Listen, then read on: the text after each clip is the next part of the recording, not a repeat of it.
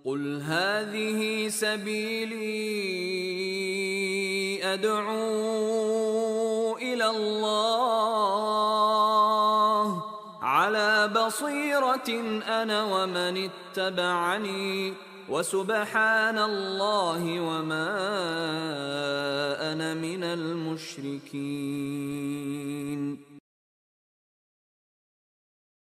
بسم الله الرحمن الرحيم. الحمد لله رب العالمين، والصلاة والسلام على أشرف الأنبياء والمرسلين وعلى آله وصحبه أجمعين.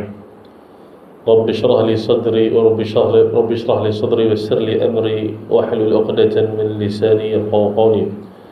اللهم انفعنا بما علمتنا وعلمنا ما ينفعنا. اللهم زدنا علما، اللهم زدنا علما، اللهم زدنا علما. اللهم فقهنا في الدين وعلمنا التأويل. حسبي الله لا إله إلا هو عليه توكلت وهو رب العرش العظيم. أما بعد. Baik, tuan-tuan dan puan rahmat Allah sekalian, Assalamualaikum warahmatullahi wabarakatuh. Alhamdulillah, pertama sekali kita bersyukur kepada Allah Subhanahu wa taala yang telah memberikan peluang kepada kita malam ini untuk duduk sebentar di dalam majlis ilmu, suatu majlis yang kita tahu Allah Subhanahu wa taala gunakan majlis ini untuk disebut nama-nama orang yang hadir di majlis ini di hadapan hadirin yang lebih besar, yaitu di hadapan penduduk langit. Maka alhamdulillah kita diberikan peluang untuk duduk di dalam majlis yang Allah Subhanahu wa taala dan nabinya khabarkan atau nabinya khabarkan dalam hadis bahawa orang yang duduk di dalam majlis ilmu ini diminta ampun para makhluk, hatta para makhluk yang berada di langit. Dan juga mereka ini disifatkan oleh Nabi sallallahu alaihi wasallam, humul qaumu la yashqa bihim jalisuhum. Mereka adalah satu kaum yang tidak pernah rugi mereka yang duduk bersama kaum tersebut, mereka yang duduk bersama kelompok tersebut.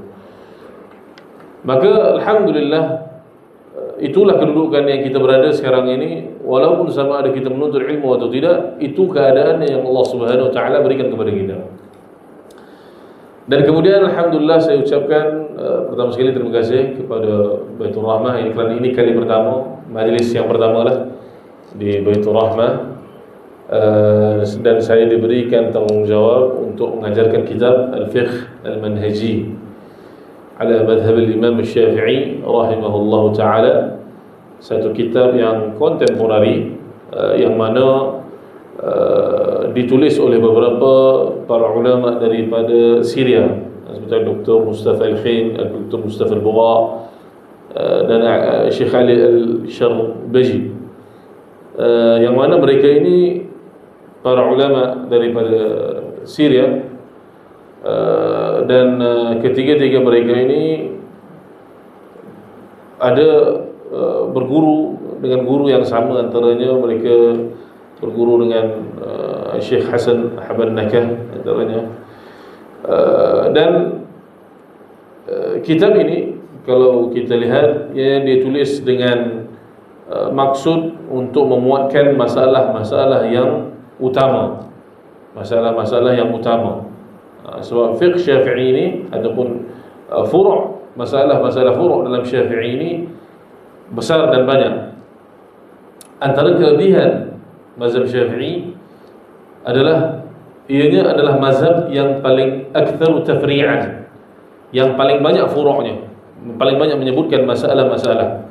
Dan ini disebutkan oleh Syekh Abdul Razak Afifi, guru kepada Syekh Saleh Al-Utsaimin. Syekh Saleh Al-Utsaimin pernah sebut, Syekh Abdul Razak Afifi, tersilap saya, Syekh Abdul Razak Afifi lah yang menyebutkan perkara ini, yang menyebutkan bahawa kalau aku tak jumpa satu masalah tersebut di dalam mazhab Syafi'i, aku akan putus asa cari masalah tersebut.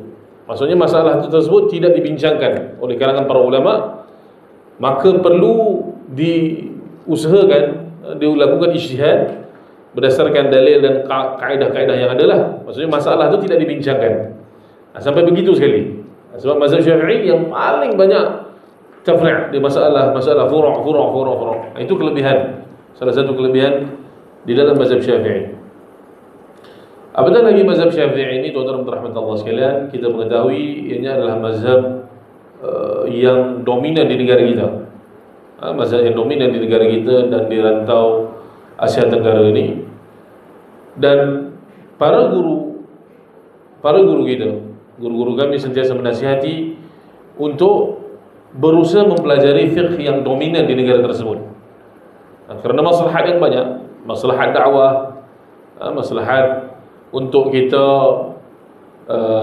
mengetahui apa yang boleh menyebabkan fitnah, maslahat untuk kita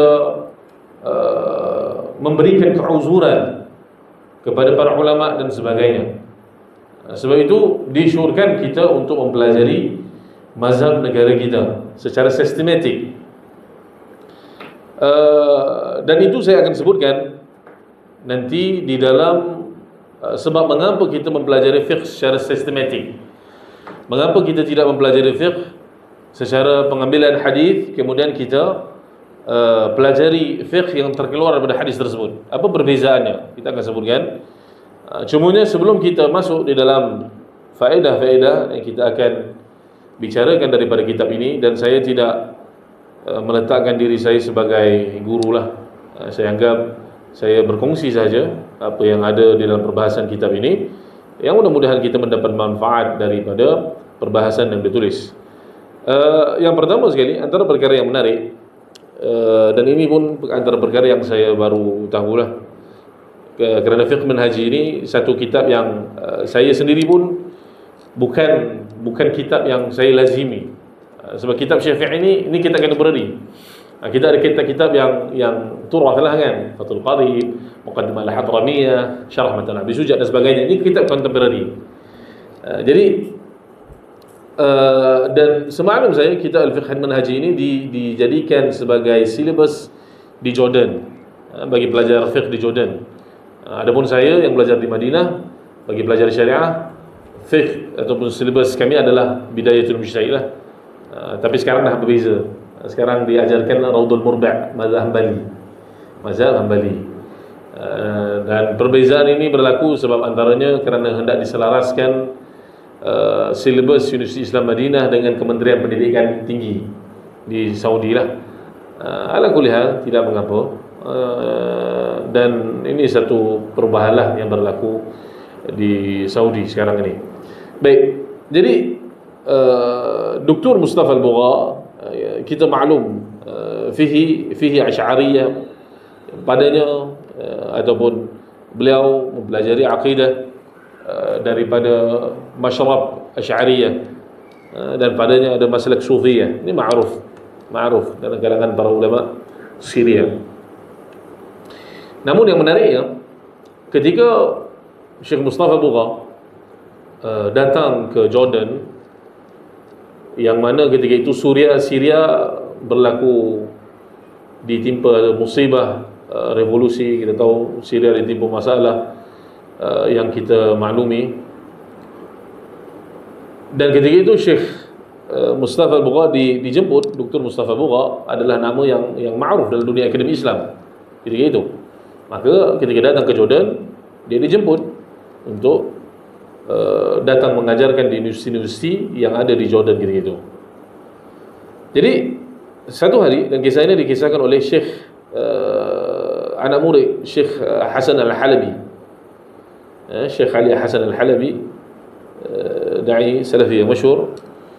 Anak muridnya satu hari ketika bersama dengan Syekh Ali Hasan Al-Halabi, Syekh Mustafa Bugha datang ke rumah dia lah, datang ke rumah Syekh Ali. Dan ketika itu anak muridnya, tak silap saya, namanya Sufyan Aish, Syekh Sufyan Aish, bila lihat Syekh Mustafa Bugha, dia cakap dekat Syekh Ali Hasan Al-Halabi, dia sufi gitulah. Dia kata kepada Syekh Ali Hasan Al-Halabi. Dan Syekh Ali Hasan Al-Halabi ketika itu seolah kata, aku tahu, dia disuruh seolah diamlah, dia nak bercakap dengan Syekh Mustafa Bugha ketika itu. Dan sebenarnya Syekh Mustafa Bugha datang ini itu bukan kebetulan. Syekh Mustafa Bugha datang kerana dia dah call lah Syekh Ali Hasan Halabi. Saya beritahu sebab ketika itu universiti memerlukan khidmatnya Syekh Ali Hasan Halabi dan Syekh Mustafa Bugha. Dan Syekh Mustafa Bugha ni orang yang dia tak boleh guna PDF lah, Syamilah, dia tak biasa. Dia nak maktabah, dia nak buku. Jadi ketika ditanya ke universiti, dia telefon universiti, dia tanya mana maktabah yang ada himpunan buku-buku yang kukuh, yang luas. Maka universiti kebanyakan memberikan tausiah itu untuk pergi ke maktabahnya Syekh Ali Hasan Halabi. Sebab Syekh Ali Hasan Halabi koleksi pustakanya besar. Jadi sebab itu Syekh Mustafa Bugha datang. Syekh Mustafa Bugha datang dan pendek katanya Syekh Ali Hasan Al-Halabi melayan Syekh Mustafa Bugha dan persoalan-persoalannya, apa yang kitab-kitab yang diminta oleh Syekh Mustafa Bugha, maka Syekh Ali Hasan Halabi dia berikanlah kitab yang diminta dan berlaku perbincangan yang antara mereka sehinggalah selesai majlis. Dan perkara tersebut berlangsung panjanglah sehingga Syekh Sufyan Aish kata aku sampai kebosan sebab lamanya majlis antara Syekh Mustafa Bugha dan Syekh Ali Hasan Al-Halabi. Selepas Syekh Mustafa Bugha berlalu, Syekh Ali Hasan Al-Halabi mengatakan kepada anak muridnya, dia katakan wallahi interaksi ataupun cara aku ataupun layanan kita terhadap Syekh Mustafa Bugha ini lebih baik daripada 1000 ataupun 100 munazarah. Saya tak ingat berapa kali lah, tapi perkataan ini lebih baik daripada ratusan munazarah, perdebatan ataupun dakwah dengan tulisan. Ini lebih baik daripada kita melakukan perkara tersebut. Kerana ini memberikan kesan kepada orang yang mungkin dia ada sangkaan buruk kepada dakwah salafiyah. Maka bila dilihat Syekh Ali Hasan Al-Halabi, da'i yang masyhur begitu, yang perlakukan dia dengan baik dan sebagainya, sudah tentu itu memberikan kesan. Sudah itu memberikan kesan. Dan itu juga lah yang disebutkan oleh guru ataupun para masyayikh, Syekh bin Baz rahimahullah, bahawa zaman ini adalah zaman kelembutan. Dan kita tahu Nabi SAW mengatakan bahawa tidaklah satu kelembutan masuk dalam sesuatu perkara illa zana, melainkan dia menghiasi perkara tersebut. Dan tidaklah kekerasan masuk dalam satu perkara illa syana, melainkan dia memburukkan sesuatu perkara tersebut. Maka zaman ini adalah zaman dakwah dengan kelembutan. Ala kulli hal, kita mengatakan itu sebagai faedah sampingan. Adapun dalam masalah fiqh, kita insya-Allah mengambil faedah daripada para ulama kita selagi mana ia bertepatan dengan panduan Quran dan Sunnah. Apatah lagi kita mengambil pelajaran fiqh ini, tuan-tuan rahmat Allah sekalian, dengan secara sistematiknya ada beberapa sebab. Antaranya fiqh ini, kita belajar fiqh yang pertamanya dengan niat untuk kita menghormati atau beribadah kepada Allah Subhanahu wa taala dengan cara yang paling tepatlah, dengan cara yang paling wajar. Sebab kalau kita beribadah kepada Allah Subhanahu wa taala dengan sembrono, kita beribadah kepada Allah Subhanahu wa taala, ini menunjukkan sebenarnya kekurangan adab kita. Saya ingat dahulu ada satu kontroversi, bukan kontroversi lah, interview seorang liberal. Dia kata, takkanlah Allah Subhanahu wa taala nak kira kita kalau kita terlepas satu jengkal daripada kawasan mirfaq ini, siku kan. Takkanlah kalau kita basuh semua, kemudian ni syubhah dia lah, dia kata. Kemudian kita terlepas sikit je. Adakah Allah Subhanahu wa taala sekejap itu untuk menghukum orang tersebut? Sebab dia kata ini turath yang dibawa para ulama ni, ini sampah. Dia kata tak mungkin Allah sekejap itu syubhah. Sedangkan kalau kita perhatikan, Allah Subhanahu wa taala yang pertama sekali, kalau dia tidak perasan, itu memang dimaafkan. Memang dia dah berusaha untuk melakukan, untuk sampai kepada siku kerana untuk mentaati perintah Allah Subhanahu Wa Taala, tetapi dia tak perasan. Adakah Allah akan mengira? Tak, Allah tak akan kira. Contohnya kita mandi wajib dengan seluruh anggota memang kena, tapi ada satu bahagian, contohlah katakan iftiradan, kita tak perasan belakang terkena. Adakah Allah akan menghisap? Tidak. Rufi'a al-qalam 'an ummati al-khata' wan nisyan wa mastukrihu alaih. Diangkat pena bagi umatku apa yang dia salah, tak sengaja, terlupa ataupun apa yang dipaksakan pada dia. Dan keduanya, tata cara yang begini lebih mendekati adab kepada Allah Subhanahu Wa Taala. Bayangkan kalaulah kita berjumpa dengan sultan, ada protokolnya, ada tata caranya, adabnya. Tak kalah dengan menyembah Allah Subhanahu Wa Taala, tak ada adabnya, tak ada cara protokol yang lebih tepat. Sebab itu kita belajar fiqh, sebab kita nak menyembah Allah Subhanahu Wa Taala dengan cara yang sempurna, dengan pengadaban yang tinggi. Kalau dengan orang-orang yang tinggi sekalipun kita berjumpa dengan protokol yang tertentu, bagaimana dengan Allah Subhanahu Wa Taala? Kita boleh mengatakan kita menyembah dengan sebegitu saja. Itu yang pertama. Kemudian kita belajar fiqh secara sistematik ini untuk supaya kefahaman kita ini tidak rancu daripada sudut pengamalnya dan daripada sudut orang yang memberi fatwanya, tidak rancu, dia tidak bertembung fatwa-fatwanya. Contoh, tidak konsisten. Bahkan kadang-kadang kalau kita mengambil hukum secara orang kata cherry pick, ambil saja tanpa betul-betul meneliti sesuatu perkara tersebut, kita boleh terjatuh dalam pelanggaran ijma'. Contoh kita berikan, di sisi Imam Abu Hanifah, nabis yang diperam selain daripada arak, ialah minuman yang diperam selain arak ni, nabis lah, minuman yang diperam selain arak, maka di sisi Abu Hanifah ianya harus. Di sisi Imam Syafi'i dan majoriti para ulama ianya haram. Bahkan kata Imam Syafi'i, nabis dan khamar sama hukum dia. Kalau kita ambil pendapat Abu Hanifah, kita ambil pendapat Imam Abu Hanifah, nabis halal. Okay? Tak apa. Mungkin di waktu lain ada kan? Ada tulisan dalam buku. Tulis pun takut tak faham. Tak apalah. Takut ni senang je. Contohnya kita kata nabis haram. Kita ambil pendapat Abu Hanifah, nabis haram. Okey? Kemudian kita ambil pula pendapat Imam Syafi'i rahimahumullah bahawa arak, nabis dan khamar sama hukum dia, sama. Kemudian kita gabungkan dua pendapat ini jadi satu natijah. Kerana nabis dan arak hukumnya sama, dia ambil 4 tu je, hukumnya sama tu, bukan 4 hal lagi. Sampu dengan pendapat Abu Hanifah yang mengatakan nabis halal, jadilah natijah semua arak halal. Boleh tak? Wazan. Okey, disipilkan. Okey, ni kita tulis. Jangan ambil pula hukum arak halal ni.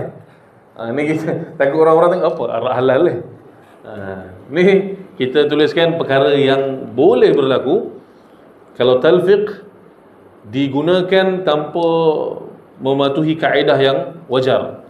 Dia mengambil satu kaedah dan ambil satu kaedah daripada ulama lain, dicampurkan, dia tak tahu bagaimana nak menerapkan, boleh jadi macam ni. Ini memang langgar ijma' lah. Of course. Okay? Jadi kita terangkan semula. Di sisi Hanafiyah, nabis tu halal. Di sisi Syafi'iyah, arak dan nabis tu sama hukum dia. Jadi dia ambil dua kesimpulan tersebut dan dia melahirkan kesimpulan yang baru. Arak tersebut halal. Ini contoh yang berlaku jika talfiq tidak dilakukan mengikut kaedah yang sewajarnya. Talfiq memang dilakukan dan kita tidak boleh mengatakan talfiq tak boleh dilakukan. Mustahil.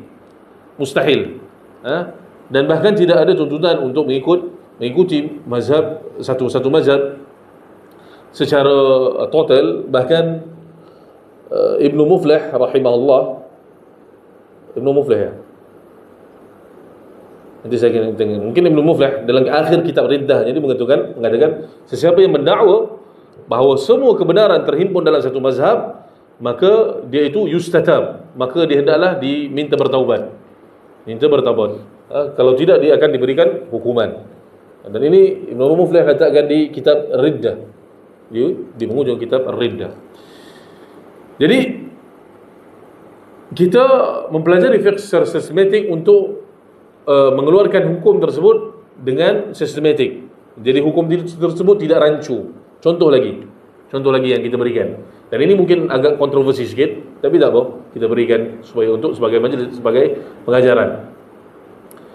Contohnya, ini ala sabil misal, dia bukan secara tepat tahqiq masalahnya, dia mungkin tidak berapa tepat, tapi ala sabil misal. Contoh,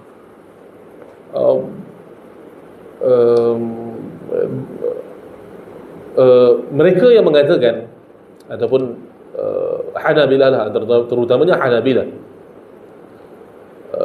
dan selain Hanabilah ada juga yang mengatakan bahawa umrahnya hukum umrah, hukum mengulangi umrah lebih daripada satu kali dalam satu safar, dalam satu perjalanan, merupakan bid'ah.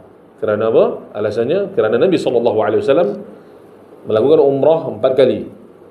Dalam umrah Nabi SAW yang 4 kali tersebut, Nabi hanya melakukan umrah sekali sahaja dalam setiap perjalanan tersebut. Nabi tak ulang. Okey? Zain. Namun mereka yang sama, ulama yang sama mengatakan juga bahawa Nabi SAW ataupun Nabi SAW pernah memberikan satu galakan kepada kita untuk melakukan umrah di waktu bulan Ramadan. Sesiapa yang melakukan umrah pada bulan Ramadan, ke hajjatin ma'i, seolah melakukan haji bersamaku. Ini hadis yang ma'ruf, masyhur.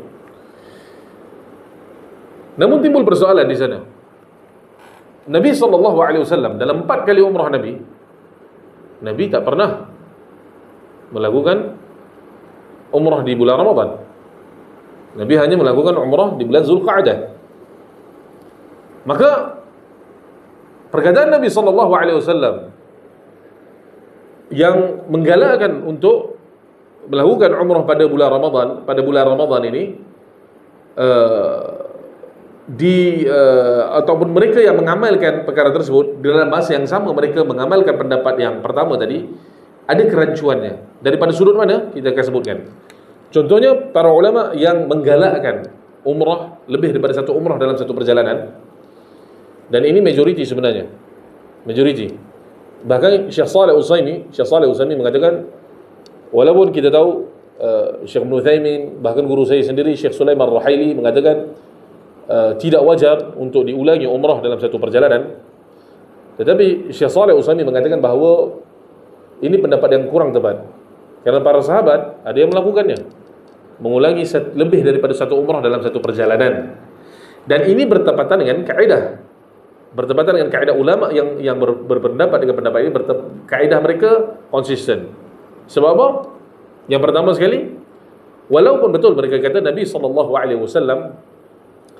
melakukan satu umrah dalam satu perjalanan, tetapi Nabi SAW menyebut, ada hadis perkataan kan, tabi'u bainal hajj wal umrah fa innahuma yanfiyan al-fakri wal dhunub kama yanfi al-kir khabath al-hadith.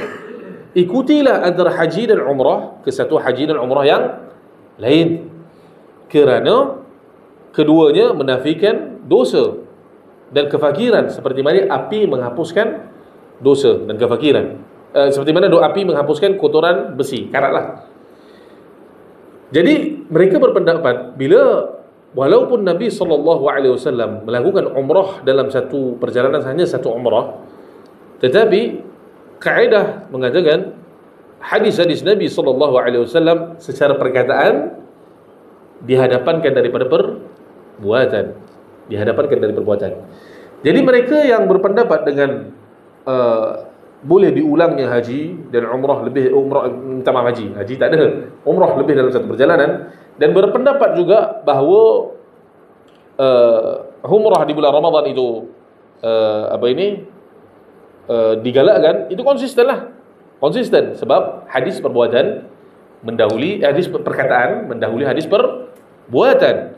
Adapun mereka yang mengatakan bahawa dalam satu perjalanan hanya boleh satu umrah, berdalilkan perbuatan Nabi SAW yang begitu saja. Tetapi mereka mengatakan bahawa digalakkan untuk melakukan umrah pada bulan Ramadan, sedangkan Nabi tak buat. Bagaimana nak dijawab? Nampak tak konsisten tu? Faham tak? Sedangkan Nabi SAW tak buat umrah pada bulan Ramadan. Sebab itu bila kita belajar fiqh ni, dan saya maksudkan sekali lagi saya tegaskan, bukanlah ini contoh yang paling tepat, tapi ini ala sabil misal, supaya kita nampak bagaimana jika satu kaedah ataupun secara dalil tidak difahami secara menyeluruh, dia akan menyebabkan kerancuan dalam aplikasi terhadap fiqh tersebut. Okey? Bahkan kalau dalam masalah tadi kita sudah tentu kalau dilihat daripada perbuatan sahabat radhiyallahu anhum ajma'in, mereka mengulangi.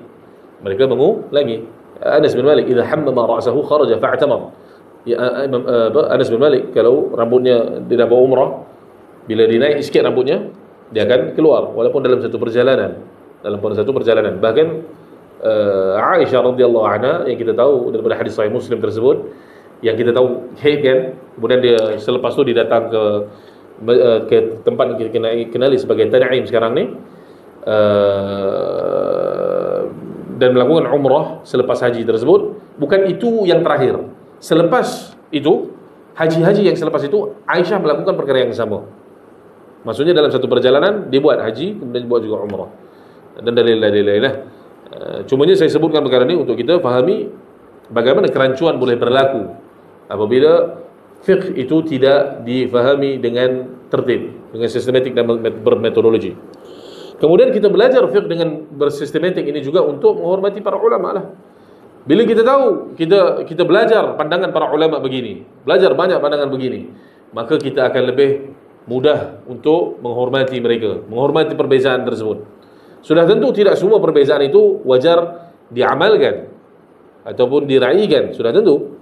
Tetapi apabila kita mempelajari banyaknya pendapat, maka ini akan membuka wawasan kita. Kita lebih faham, oh kenapa ulama begini berbeza. Apatah lagi kalau kita belajar contohnya fiqh manhaj ini, kita belajar fiqh Syafi'i, kita akan mudah memberikan, kita taklah cepat sangat. Oh kita katakan, oh ibadah yang dilakukan di dalam mazhab Syafi'i ini tidak menepati sunnah. Kita tak belajar lagi dalilnya, tapi kita terus jump ke conclusion, sedangkan mungkin ada dalilnya.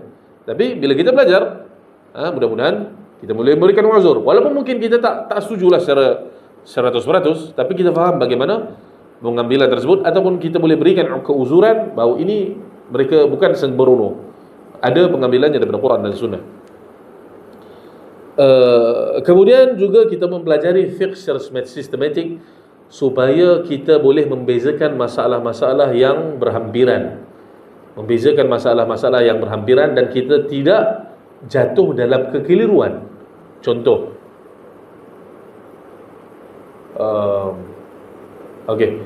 contohnya masalah menisbahkan Nabi SAW dan Allah Subhanahu Wa Taala menggunakan kata ganti nama diri yang sama.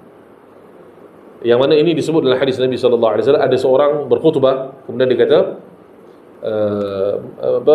orang tersebut mengatakan, barang siapa yang mentaati Allah Subhanahu Wa Taala, maka Allah dan Rasulnya, maka dia telah mendapat hidayah. Wa man ya'sihima, dan barang siapa yang mengingkari mereka berdua. Ini isunya dekat sini, ya'sihima, merujuk kepada Allah dan Rasulnya. Wa man ya'sihima faqad ghawa, barang siapa yang mengingkari mereka berdua, mereka telah tersesat. Kemudian Nabi kata, bi'sal khatibu anta, seburuk-buruk pengkhutbah engkau ni lah. Okey, itu satu. Adakah ia sama dengan masalah bila Nabi SAW mengatakan, apabila ada orang mengatakan kepada Nabi SAW, Masya Allah wa syi'ta, Masya Allah wa syi'ta, kemudian Nabi SAW kata, Aja'altani lillahi niddan, adakah engkau menjadikan aku dengan Allah Subhanahu Wa Taala sekutu? Okey, dan masalah perkataan Allah wa rasuluhu a'lam, ketiga-tiga ni dia ada persamaan, iaitu merujuk Allah Subhanahu Wa Taala dan Rasulnya dalam rujukan yang sama, ataupun satu perihal yang sama. Tapi tiga-tiga hukum berbeza. Tiga-tiga hukum berbeza. Yang pertama tadi yang paling berat. Yang kedua tadi, silap. Contoh kedua tadi, yang al-ja'altani lillahi niddan. Adakah aku menjadikan aku dan Allah Subhanahu aku ni ajal-ta'ani lillahi niddan. Adakah kau menjadikan aku ni sekutu bagi Allah Subhanahu wa taala? Sebab apa? Ini ditegah Nabi sallallahu alaihi wasallam kerana dia menyamakan Nabi sallallahu alaihi wasallam dengan Allah Subhanahu wa taala yang merupakan dalam hal yang merupakan pengkhususan bagi Allah Subhanahu wa taala, iaitu kehendak Allah Subhanahu wa taala. Tak boleh. Ini pasti secara ijma'. Tak boleh disamakan kehendak Nabi sallallahu alaihi wasallam disama kedudukan kehendak Allah Subhanahu wa taala. Itu yang paling tinggi. Kemudian yang ke bawah sikit. Bi'sal khatibu anta. Contoh yang pertama tadi.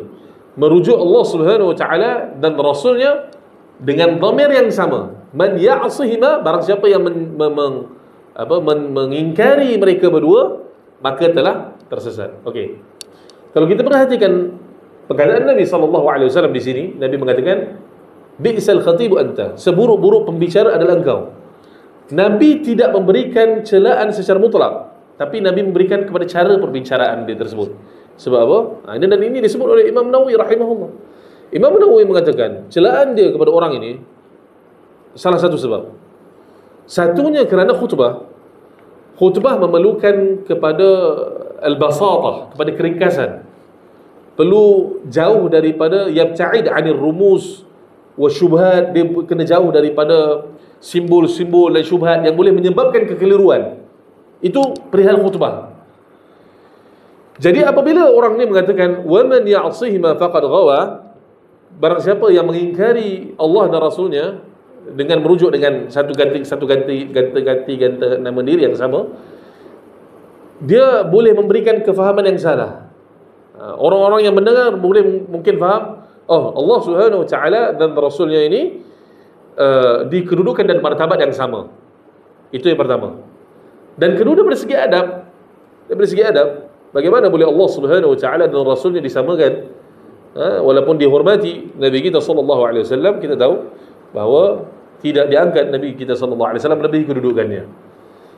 Jadi dia tak sama dengan yang first tadi. Yang first tadi memang perkara yang tersebut merupakan pengkhususan kepada Allah Subhanahu wa taala. Yang ketiga, jawapan para ulama kerana ditakuti adanya syubhah ataupun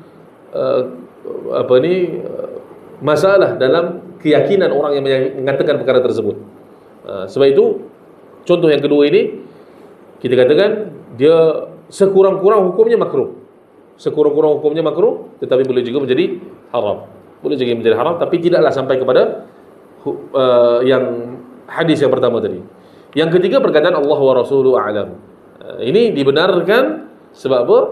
Sebab ada hadis lah, ada athar para sahabat Nabi menggunakan perkataan tersebut, dan itu tidak ada pengkhususan bagi Allah Subhanahu wa taala.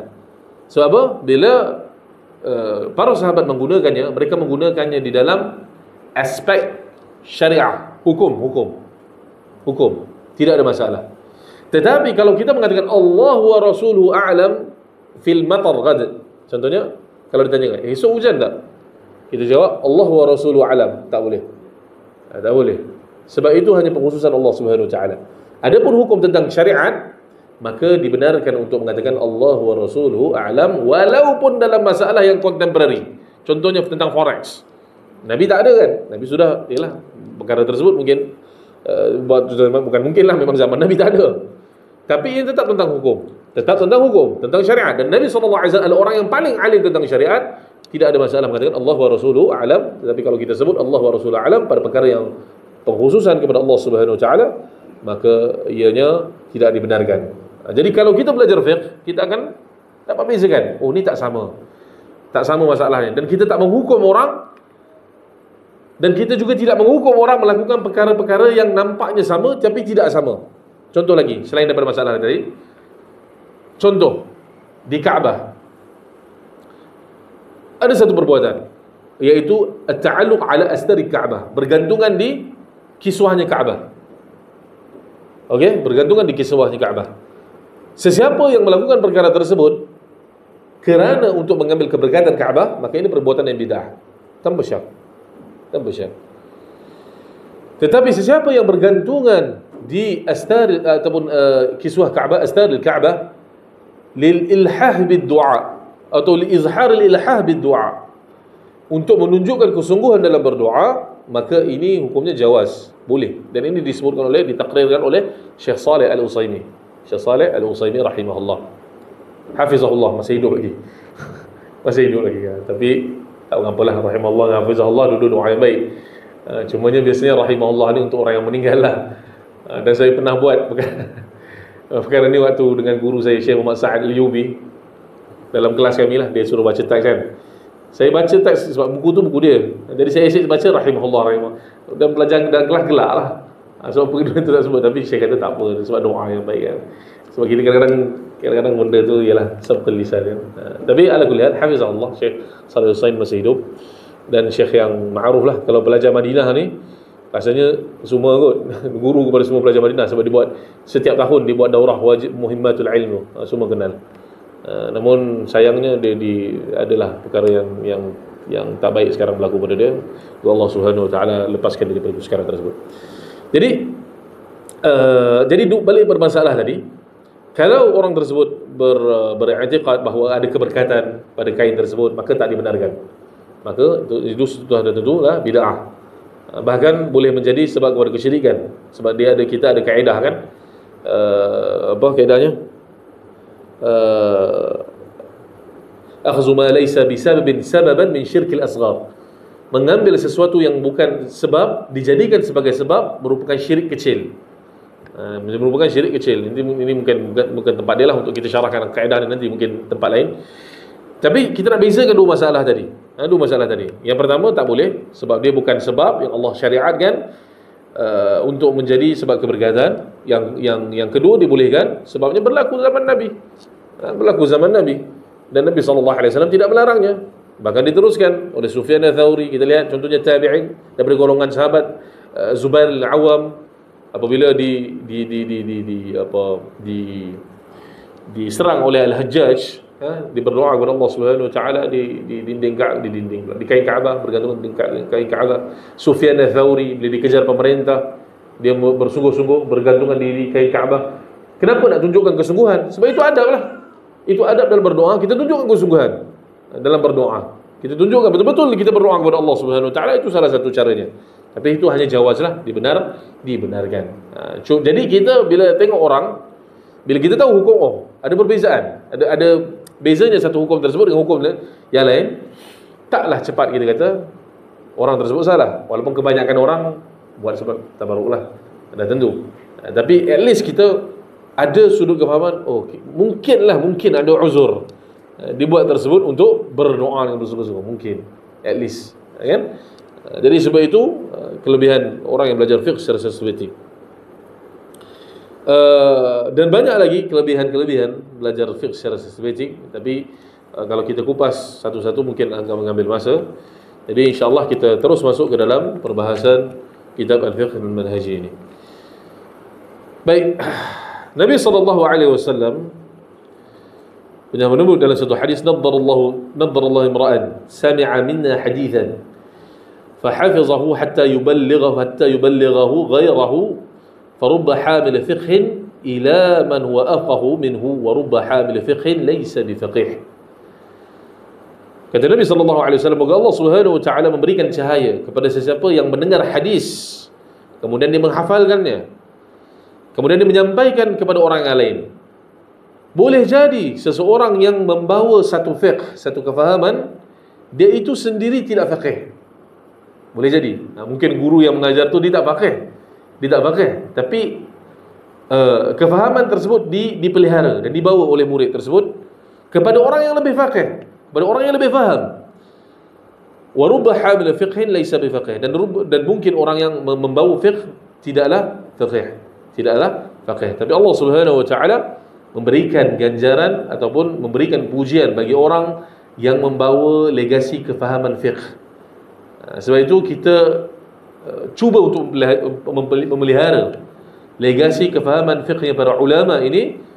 Salah satunya kerana hadis inilah, kerana ada galakan untuk kita mempelajari kefahamannya para ulama dan disampaikan kepada orang yang seterusnya, yang mana kemungkinan kalau fahaman tersebut salah, dianya ditapis.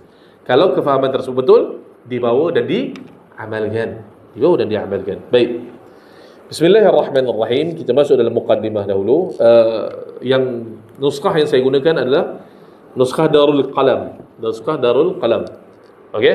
Ada beberapa nuskah dekat Shopee pun boleh beli sekarang ni. Dan dalam bahasa Melayu mudah diterjemahkan. Bahasa Arab ada beberapa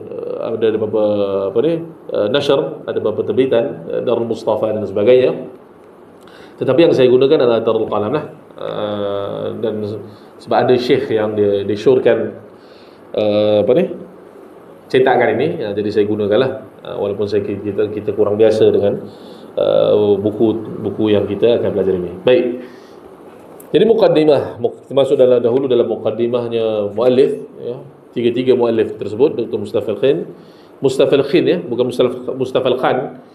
Kalau ada yang tulis Mustafa Khan tu salah, sebab kita ada tengok ada beberapa tulisan di internet dia tulis Khan, ada yang membicarakan buku tersebut bersebut Khan. Mustafa Al-Khin, Dr. Mustafa Al-Khin. Okey. Jadi alhamdulillah rabbil alamin, kita terjemahkan dulu terus. Jadi segala puji bagi Allah Subhanahu wa taala al-qa'il fi muhkam kitabih, yang berkata di dalam Al-Quran, فلولا نفر من كل فرقة منهم طائفة ليتفقهوا في الدين. Kalaulah segolongan daripada mereka, daripada kelompok tersebut, adanya golongan yang keluar mempelajari agama, memperdalami agama ini. Wassalatu wassalamu ala sayyidina Muhammad ar-Rasul al-Amin qaid al-Gharr al-Mayamin. Dan salam dan selawat kepada Nabi kita Muhammad sallallahu alaihi wasallam, qaid al-Gharr al-Mayamin, yang terpuji, yang telah mengatakan, barang siapa yang Allah Subhanahu wa taala kehendaki baginya kebaikan, maka Allah Subhanahu wa taala akan memfaqihkannya ke dalam agama, akan memberikannya kefahaman dalam agama. Dan maksud yang mafhumul mukhalafah, fahwal kalam, barang siapa yang Allah Subhanahu wa taala tidak hendakkan baginya kebaikan, Allah tidak akan berikan kepadanya kefahaman agama. Wassalatu wassalam tadi, dan selawat dan salam tadi, ada satu minta maaf ya kalau kadang-kadang saya ni nampak satu perkara, dia ada macam drawer dalam otak saya tu, dia buka dia letak keluar. Jadi kadang-kadang kita akan keluar sikitlah daripada tajuk. Wassalatu wassalam, dan selawat dan salam kepada Nabi kita sallallahu alaihi wasallam. Saya perasan dalam masyarakat kita kadang-kadang dalam masalah selawat dan salam ini, kita zuhud pada masalah salam. Kita banyak memberi selawat. Perasan tak?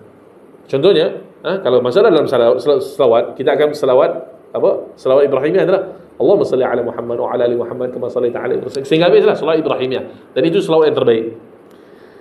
Tetapi Allah Subhanahu wa taala mengatakan, innallaha wa malaikatahu yusalluna 'alan nabi ya ayyuhallazina amanu sallu 'alaihi wa sallimu taslima. Ada dua. Selawat dan salam. Dan bahkan adalah hadis Nasa'i, memang Nabi sallallahu alaihi wasallam sebut bahawa barang siapa yang memberikan salam kepada aku, maka akan diberikan salamnya 10 kali, atau diberikan lipatan 10 kali secara khusus.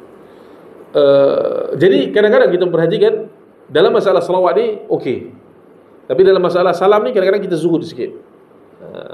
Yang mana saya lihat perkara ni berlaku, yang sesempurnanya adalah kita berikan salam dan selawat lah.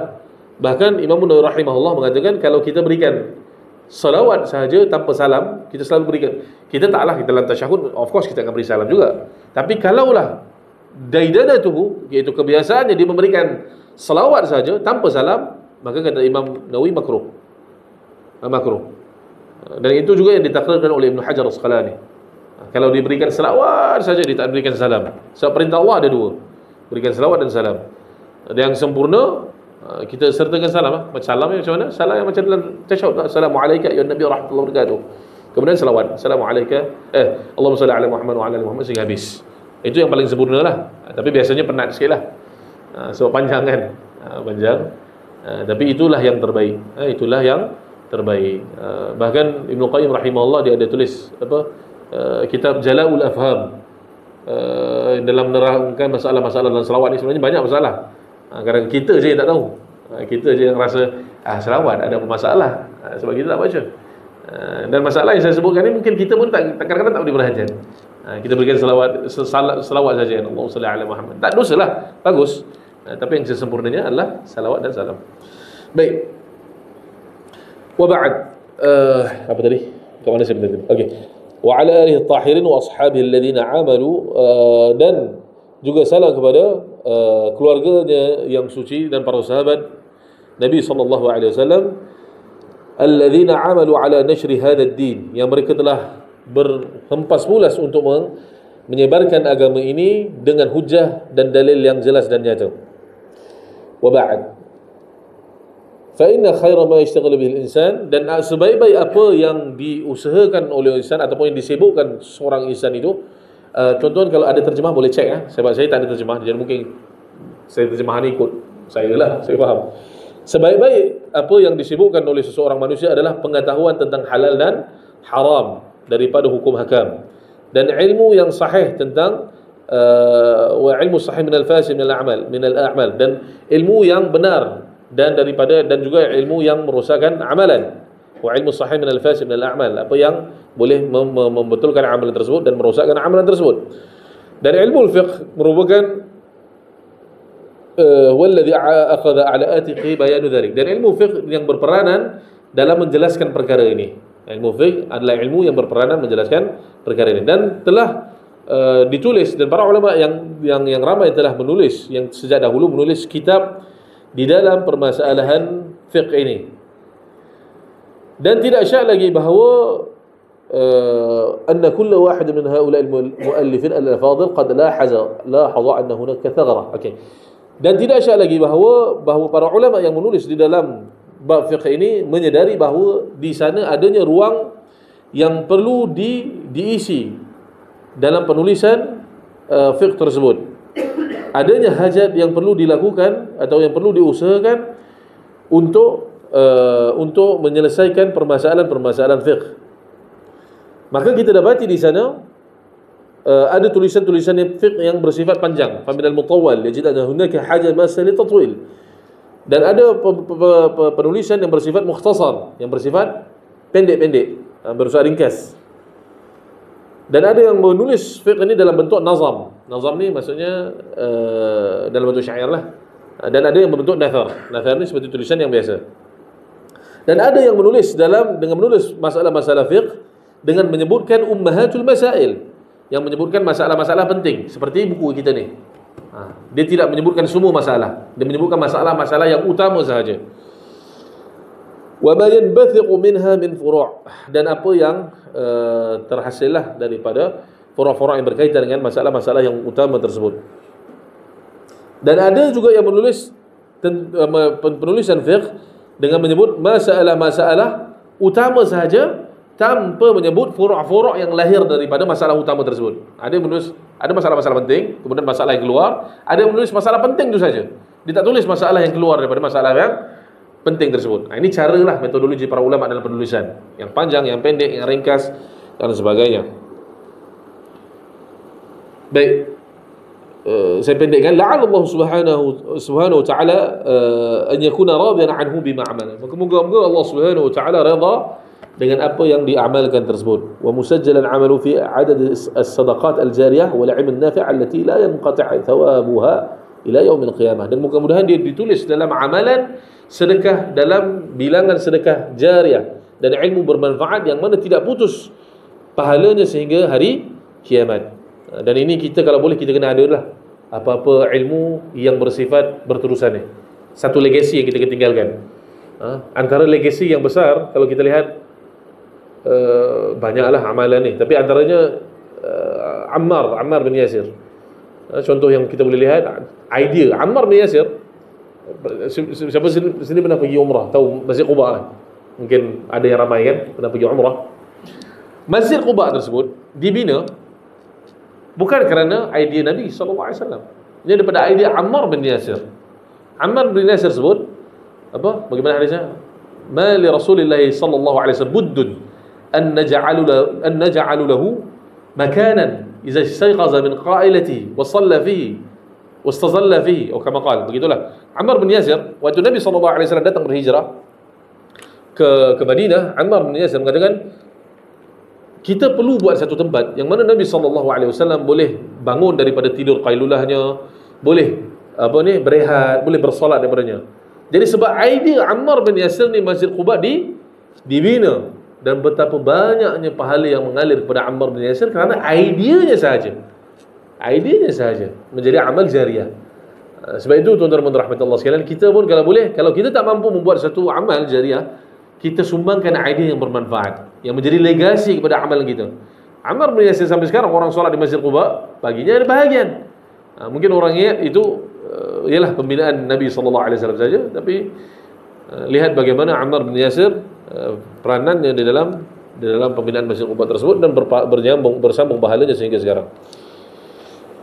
Baik, jadi walaqad lahazna anna hunaka hajah ila kitab tudhkar fihi ummahatul masail. Maka Syekh mengatakan, atau kami inilah penulis ini mengatakan, kami berpendapat bahawa adanya hajat untuk ditulis kitab-kitab yang mengandungi masalah-masalah yang utama, yang mana disertakan bersamanya dalil-dalil daripada kitab Al-Karim dan sunnah, daripada sunnah Al-Mutahharah, masyfu'atun bi bayani ma nastati'. Di samping itu diletakkan juga penjelasan apa yang kami mampu untuk jelaskan dengan akal kami daripada hikmah tasyri'. Maksudnya di dalam kitab ini kita akan melalui ada hikmah daripada pensyariatan tersebut. Maksudnya hikmah mengapa dilarang arak dan sebagainya akan disebutkan juga insya-Allah berdasarkan apa yang disebut di sinilah. Ma'asuhulatu fit ta'bir, dan dengan dimudahkan bahasa penerangan, wa ikthar min al-anawin, dan dibanyakkan tajuk-tajuk yang berkaitan dengan masalah tersebut untuk menjelaskan masalah tersebut. Wa ma'a i'tiqadina bi annana lam nablugh ba'd darajat aslafina min al-fuqaha, dengan keyakinan bahawa kami tidak sampai kepada darjat para ulama yang terdahulu daripada golongan salaf. Fa inna sya'ana anna min dan kami merasakan bahawa ini merupakan kewajiban yang perlu kami dirikan. Maka kami memohon pertolongan kepada Allah Subhanahu wa taala, dan kami melakukan perkara tersebut dengan kadar yang kami mampu, dan kami meninggalkan kepada orang yang mempunyai kemampuan untuk menyempurnakan apa yang kurang daripada penulisan kitab ini, wa islahi ma a'wajjah, dan membetulkan apa yang terpalinglah, yang mana yang ada kerosakan atau kesalahan, dan membetulkan apa yang tersalah daripada apa yang disebutkan di dalam kitab ini. Idza nad'i, kerana kami tidak mendakwa bahawa kami telah mencapai darjat ataupun kesempurnaan, ma'ifrana jami' ma ladai min al-musa', kita telah mencapai penghujung kesempurnaan, walaupun kami telah melakukan sedaya upaya kami di dalam melakukan penulisan ini, Maka di sini kami mempersembahkan kitab ini, dan kami namakannya fiqh manhaji, al-fiqhul manhaji ala madhhab al-Imam Syafi'i. Kami namakannya fiqh manhaji, fiqh secara bermetodologi dengan mazhab Imam Syafi'i. Dan kepada para ikhwan kami, para saudara kami yang hendak menyampaikan sesuatu kepada kami, bukan dengan niat la tasaqqutun wal iltiqat al-uyub, bukan dengan sebab untuk menjatuhkan ataupun mencari-cari keaiban, maka mereka dipersilakanlah untuk melakukan perkara tersebut, memberikan kami petunjuk, irsyad apa yang tersalah daripada dalam penulisan ini. Jadi moga Allah Subhanahu wa taala memberikan kami keikhlasan, memberikan kita keikhlasan dalam niat untuk beramal.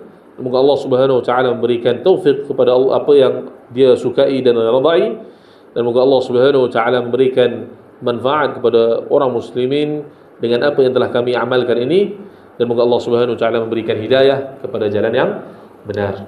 Baik. Biasanya kuliah kat sini panjang-panjang kan, tapi penat juga. Baru mukadimah. Okey, tak apa. Saya pun tak bercadang nak lama hari ni. Kita ambil mungkin satu surat je, satu surat madkhal ni, kemudian kita akan berhentilah. Okey. Sebab 1 jam ni biasanya lama dah. Pembahasan fiqh ni 1 jam dia dah berasap dah. Okey, jadi kita fahamlah. Okey, insya-Allah kita tak berhenti, tak sambung lagi lama. Baik. Jadi kita di madkhal, pendahuluan. Makna al-fiqh. Jadi makna fiqh ada 2 makna. ahaduhuma, salah satu daripadanya lughawi dan satunya istilahilah. Dan maksud daripada sudut lughah adalah kefahaman, ada al-faham. Yuqal faqiha yafqahu, ay fahima yafhamu. Orang tersebut fahamlah. Seperti mana kata Allah Subhanahu wa taala, fama li haula'il qaumi la yakaduna yafqahuna haditha. Bagaimana dengan kelompok kaum ini? Hampir-hampir mereka itu tidak memahami perbahasan, tidak memahami percakapan. Itu mereka tidak memahami. Walakin la tafqahuna tasbihahum. Juga kata Allah Subhanahu wa taala, akan tetapi engkau tidak mengerti akan tasbihnya mereka, iaitu tasbihnya para makhluk. Semua para makhluk bertasbih, tetapi kita tidak mengerti tasbihnya makhluk-makhluk yang lain.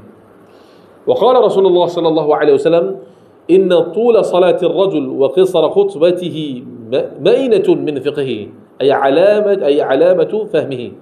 Sesungguhnya panjangnya salat seseorang itu dan pendeknya khutbah seseorang itu merupakan tanda fahamnya dia, tanda faqihnya dia orang tersebut. Okey. Jadi itu daripada sudut bahasa. Wa amal ma'na al-istilahi fal fiqh yutlaqu ala amrayn. Adapun daripada sudut istilah, maka fiqh ni diberikan itlaq dua perkara. Yang pertama, ma'rifatul ahkam asy-syar'iyyah al-muta'alliqah bi'a'mal al-mukallafin wa aqwalihim wal-muktasibah min adillatiha at-tafsiliyah.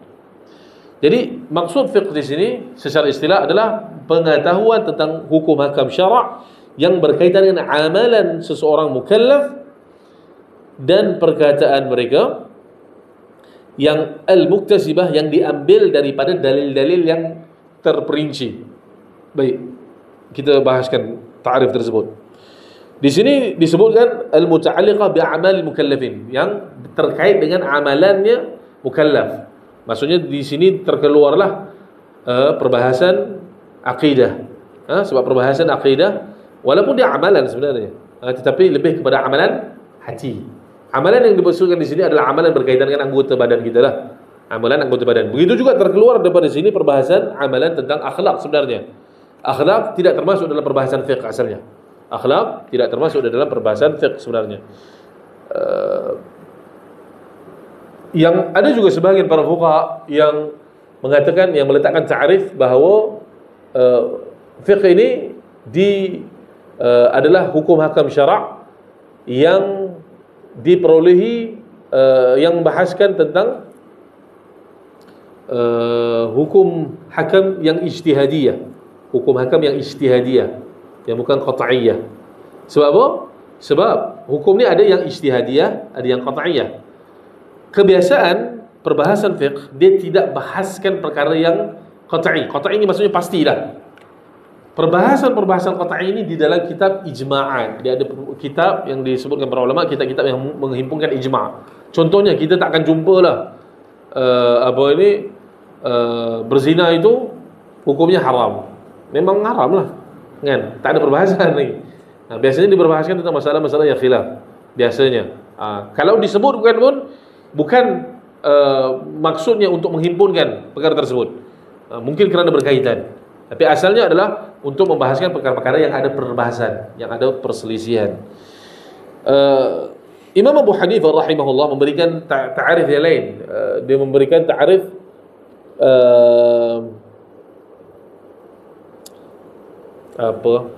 ada semua, saya lupa. Ma'rifatun nafs, ma laha wa ma 'alaiha. Pengetahuan seseorang itu tentang apa yang perlu dilakukan, ma laha wa ma 'alaiha, apa yang menjadi hak bagi diri dia dan apa yang menjadi tanggungjawab ke atas dirinya. Itu ta'arif yang disebutkan oleh Imam Abu Hanifah.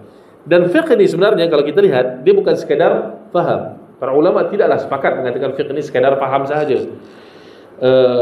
Bahkan Ibn Qayyim rahimahullah dalam kitab Al-I'lam Al-Muwaqqi'in mengatakan fiqh ini lebih khusus daripada faham.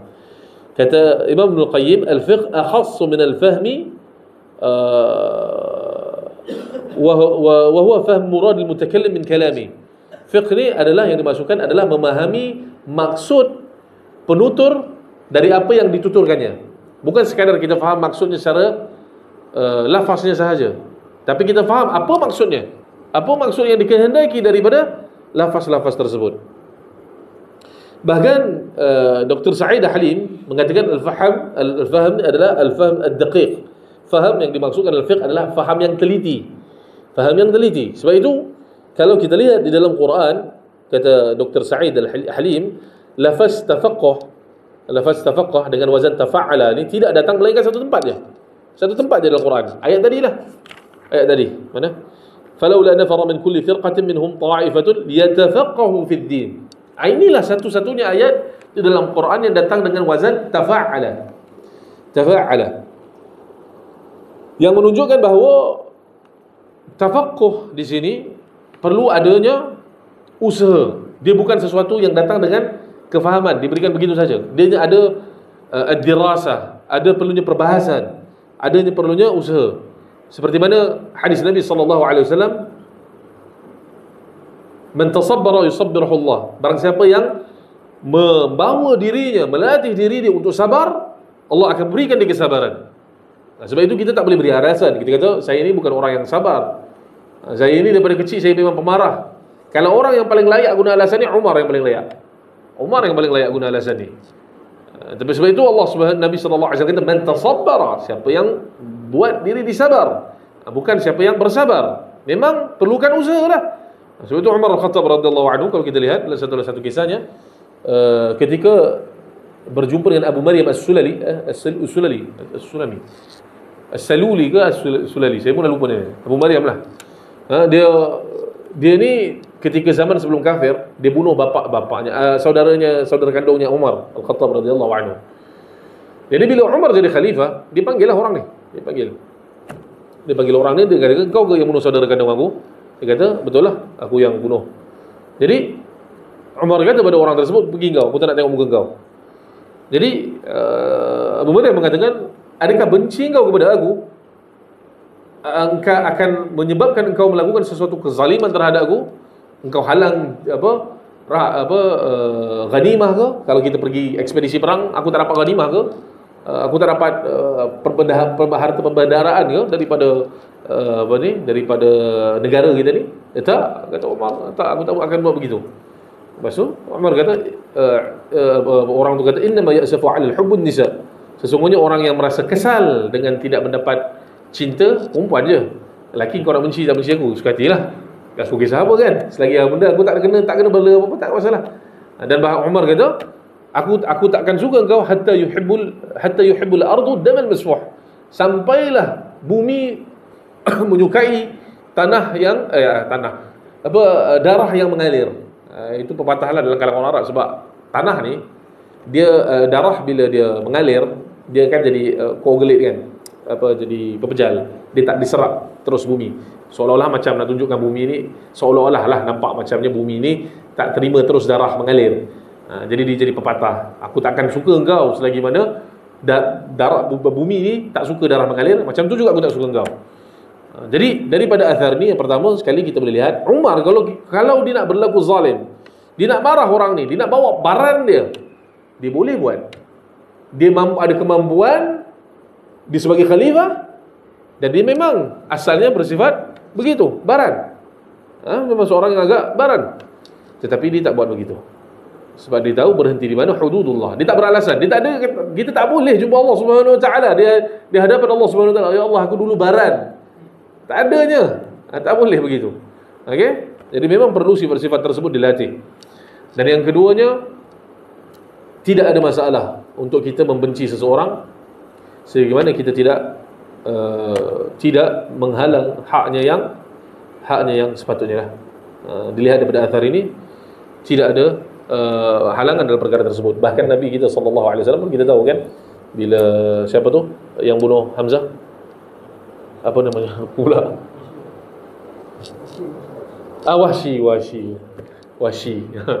Wahsy kan, yang diarahkan oleh Jubair bin Mut'im. Sebenarnya Jubair bin Mut'im kata Wahsy suruh bunuh Hamzah kan, dan Nabi sallallahu alaihi wasallam tak nak tengok dia kan. Bukan Nabi tak terima taubat dia, tapi terkenang-kenang bila tengok Wahsy, dia teringat bagaimana pembunuhan Hamzah yang agak tragis. Tapi Nabi SAW terima taubatnya. Selagi mana kita tidak menghalang hak yang lazim bagi seorang muslim. Baik, dan perbahasannya dalam masalah ini berbagi. Tapi cukup kita berhenti di sini saja, insya-Allah. Mudah-mudahan apa yang sedikit tersebut berikan kita manfaat, dan insya-Allah mudah-mudahan kita diberikan peluang untuk menyambung lagi perbahasan ini di kelas yang akan datang. Wallahu ta'ala a'la wa a'lam.